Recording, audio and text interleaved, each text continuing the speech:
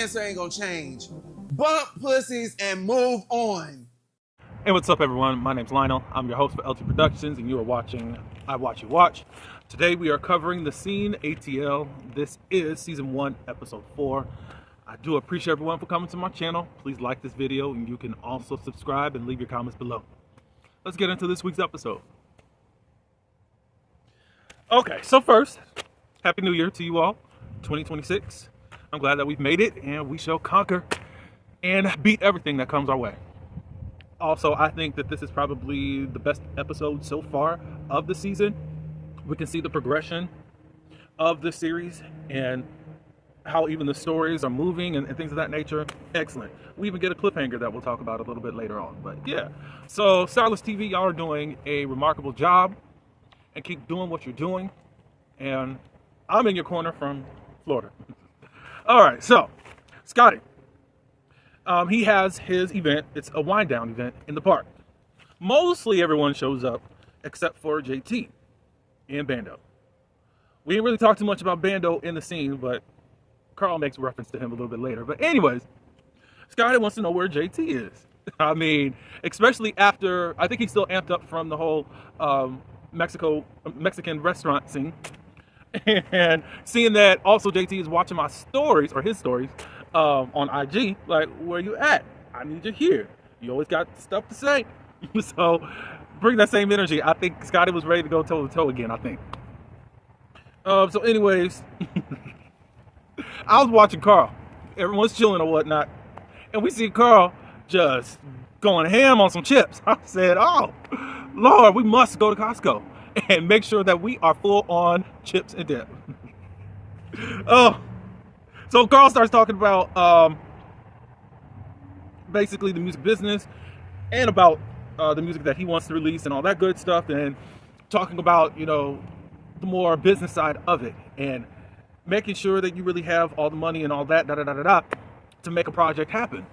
Right now, he don't have all that, and mostly he just wants to make music that he likes and to bump to, and that's just that on that. But there is a political side to this whole situation where people are trying to compare you to this one and that one, and you got a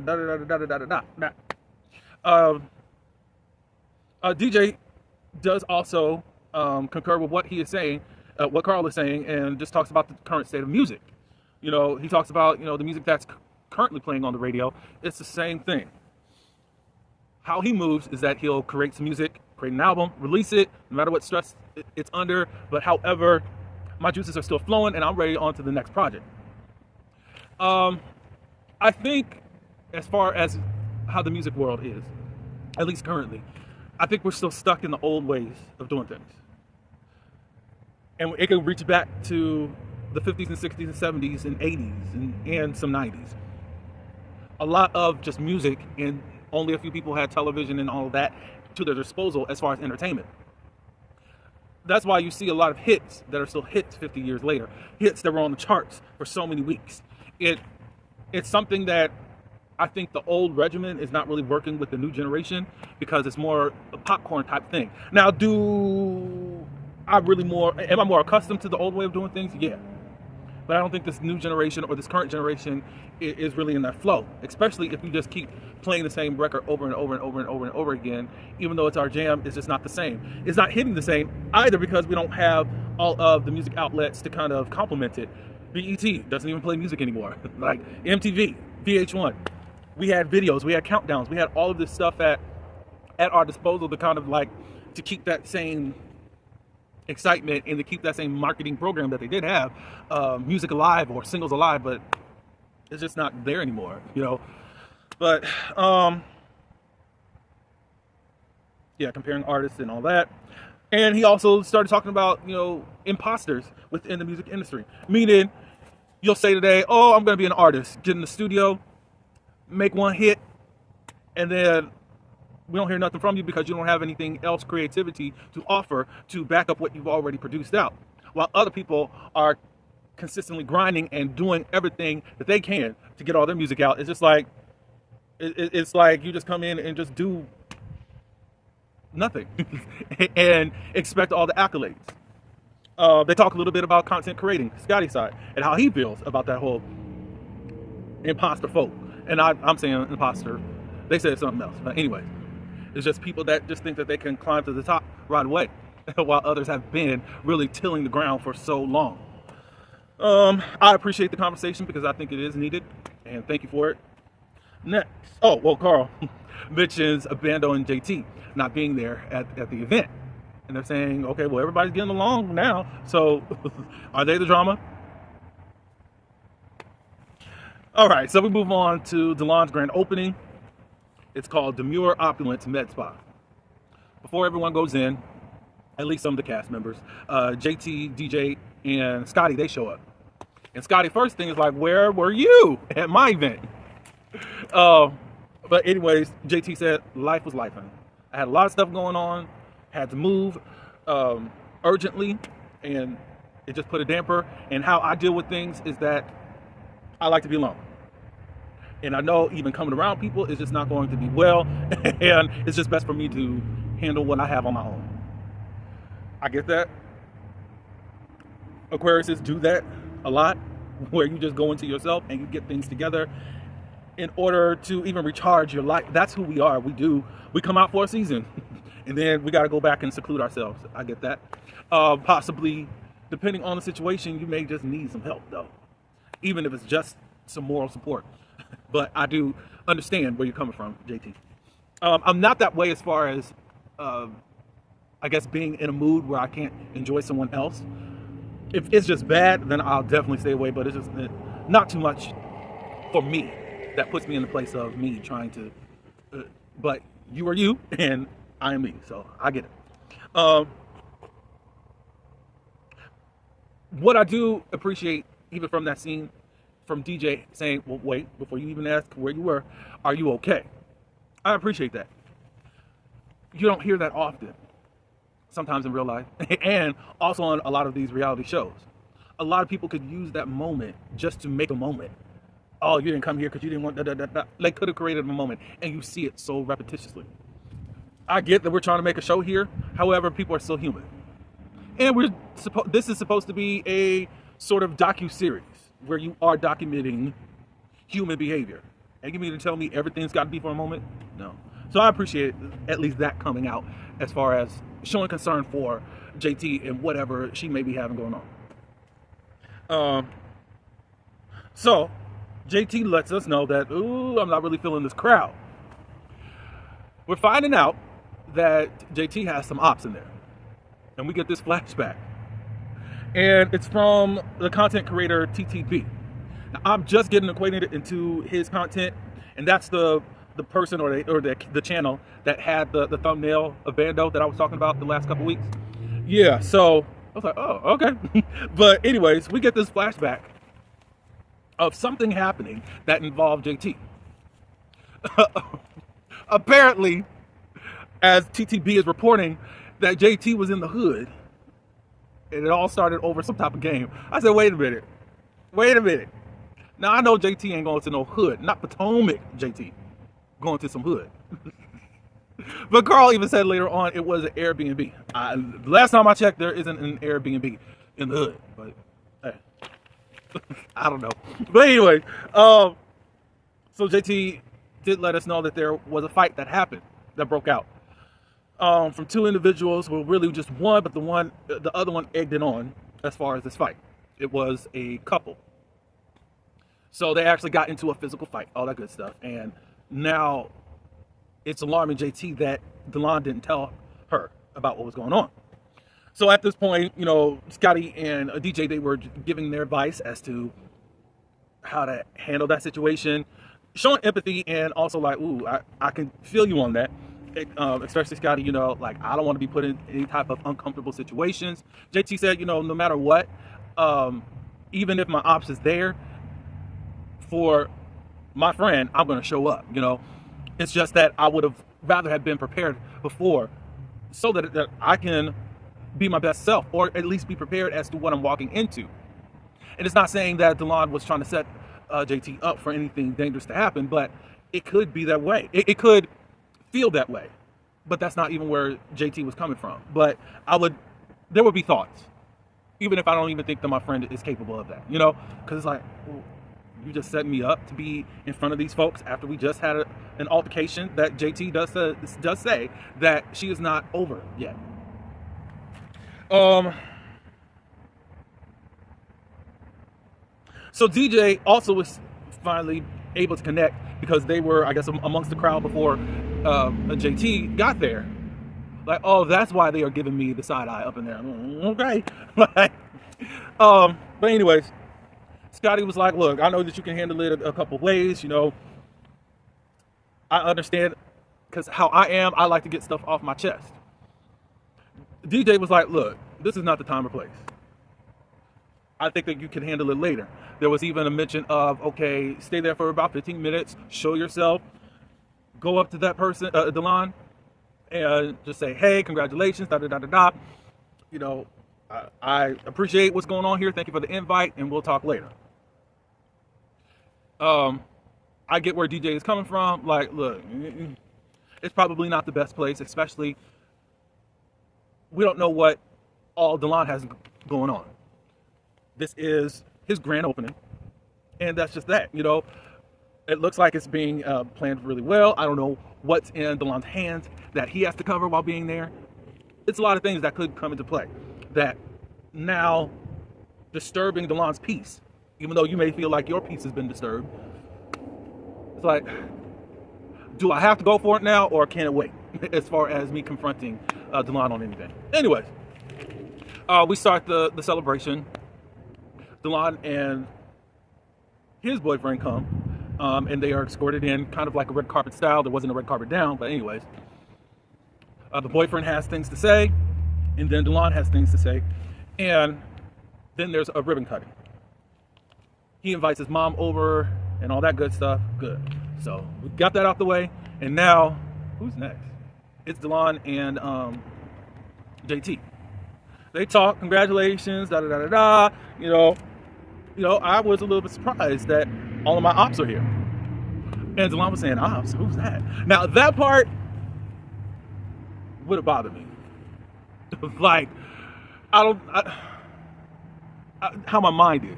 I would be kind of like, are you playing with me now? Are you going to play in my face right now? Like, you don't know what's up? Because JT was like, you know. And he was like, who? I'm like, oh, no. But he didn't say it like that. I'm being a little bit extra. But it's like, who? No, you know London and somebody else, da-da-da-da-da. You know I don't F with them and they don't F with me. You know that. However, Delon was like, look, I definitely would not have put you in a situation on purpose like that, intentionally. But JT wants to know, why didn't you give me a warning? Da-da-da-da-da. She mentions the brunch. There was a brunch that was beforehand where those people were in attendance. JT did not come. Now, I think Delon was saying, well, you could have came there and you would have found out. Later on, Delon says a little bit more. However, if I'm showing up to another function of yours, along with my ops, that still doesn't look good. But JT was looking for a text and all that good stuff. But anyways, it just would have been best if I would have known that the wicked witches of Eastland, if I was notified that the wicked witches of Eastland were there. Anyways, so next thing you know, DJ and Scotty, they come in. Everything's kind of been cool or whatnot. JT just wanted to mention that to Delon about that. Da-da-da-da-da. We cool. I think that from the looks of it, Scotty and DJ were really anticipating getting into that room to see them talk and all that good stuff. At least from Scotty's end. Like, so he started asking, what y'all talking about? Da-da-da-da-da. And JT was like, oh, we talked and everything's handled. So then DJ was like, look, I told him to wait.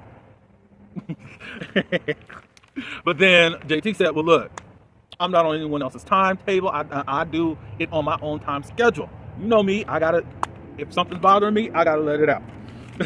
So they moved from that scene, but I think that they were trying to push to just see what they were talking about to Scotty and DJ, at least on Scotty's end, since it's now being played out. But anyways, we're done with that scene. Delon, DJ, and Carl ends up joining them.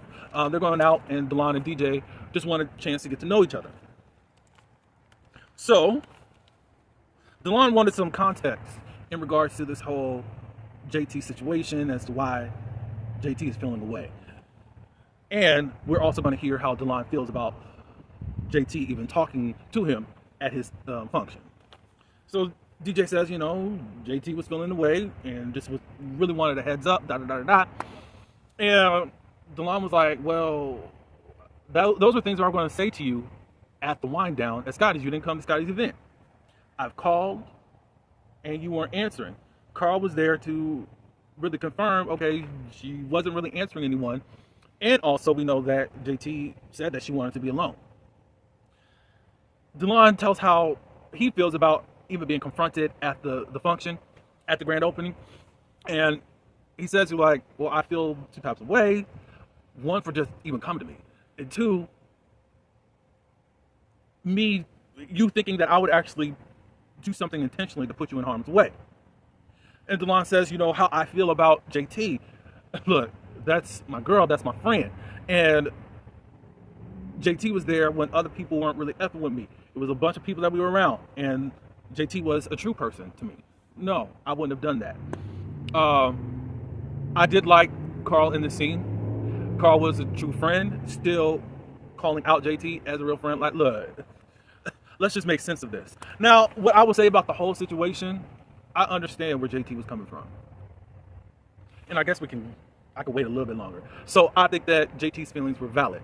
However, there are some missing pieces that I think JT's going to have to acknowledge, even in what she is feeling in that moment or during that time. Carl even brought up the whole brunch situation when I guess him and JT were talking. Like, JT had forgot about the brunch. And Carl was like, well, you don't remember it? You even liked the post and all that stuff. So, and possibly because you were going through so much, you just really escaped other people's reality and was just focused on you. I get that also.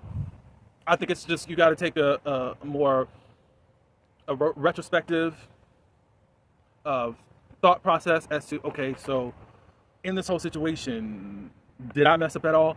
And maybe I didn't get the warning because of me, JT goes and visits Scotty. Now, Scotty has been nicknamed Scotland Sanchez. They just catch up and Scotty says, look, I'm exhausted. Look, I'm doing a lot, having a full-time job, doing all my content creating, getting this book out. It's a lot. And he also says, look, I really can't complain because I'm really in the place that I wanted to be. And I said that I'm coming to Atlanta to accomplish the things that I want to accomplish, and I'm making it happen. Even in a new land, you got to till the land there. And it may be rough and rocky up front, but you're going to see the plentiful harvest as time goes on, Scotty. So, yep. So keep plowing and keep doing what you're doing, even in this time of you transitioning from your hometown in Mississippi to Atlanta, and you're making your dreams happen for you. Scotty asked, what's been going on with you, JT? Again, life has been lifing, and we've started things on Chasing Atlanta, and also JT and Carl are going to be doing things on a couple projects also. So Scotty, Sheree Whitfield, ended up talking about what Delon said via DJ. DJ wanted to get to know Delon, as I said before, and Scotty was just asking, how did that go? Well, DJ ended up mentioning about how they felt about JT approaching them even at the function and all that. And of course, that didn't sit too well with JT, because it's like, what do you mean? Delon feels away. And what do you mean Delon didn't come to me first? So that's the issue as of right now, because of, okay, well, look, I'm your friend, you should have came to me first. Let's not go through all these folks, So obviously there's going to be a confrontation, and Scotty says in his confessional, I hope I am there. I can't say I don't blame him. I can't say that. After at least the 3 episodes I saw and the heat that Scotty has been under, his relationship, his non-existent relationship, we working on a relationship, has been in question, and the people that, it could be a lot. So, hey, I passed the baton on to you. They also talk about Bando. Like, are y'all gonna be cool? JT says, look, I'm going by what I'm hearing and all that. However, I do have an opinion based upon premeditated stuff that I've seen with, or not so much I've witnessed, but from what people have told me and all that good stuff. But I'm willing to give it a go. You know, let's get to know one another, all that good stuff. So yeah, so I don't have any personal feelings from it. I'm just calling it like I see it as far as what has been presented to me thus far. Then next thing you know, both JT and Scotty get this indication. Apparently, there's a live that's about to come forth that's about to discuss JT. It's a hot topic. Now, JT called somebody thirst trap whore. So I'm really thinking he's talking about TTB. I don't know. Don't get me to start lying. But anyways, yeah. So that was the end of the episode, and we got a cliffhanger. And we are going to get the trailer, mid-season trailer, on next week, which is pretty cool. So again, I think that you guys are doing a great job with the series thus far. And if you don't know anything, you better learn this for 2026. Bump pussies and move on. Shout out to DJ. Anyways, that's all I got for this episode. Y'all let me know what you thought. Like and subscribe. And until the next one, peace.